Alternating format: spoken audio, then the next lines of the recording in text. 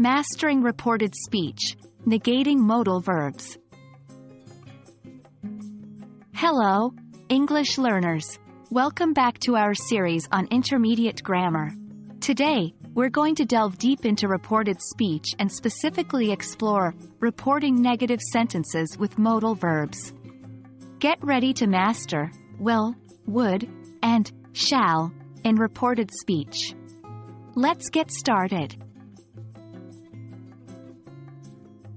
Before we jump into the negatives, let's quickly refresh our memory about reported speech with modal verbs. Remember, when we use reported speech, we often shift tenses and modal verbs to match the situation's perspective.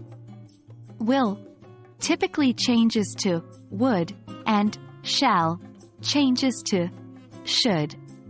For example, he said, "I will go to the party," becomes, he said he would go to the party. Now, when we want to report negative sentences using modal verbs, the principles are the same, but we add not after the modal verb. Let's consider an example. Direct speech. "I will not finish my homework today," said John. Reported speech. John said he would not finish his homework that day. Notice how will changes to would and not remains right after it. A common issue students face when reporting negative sentences involves the placement of not. Remember, not always follows the modal verb directly. Incorrect placement can change the sentence's meaning or make it grammatically incorrect.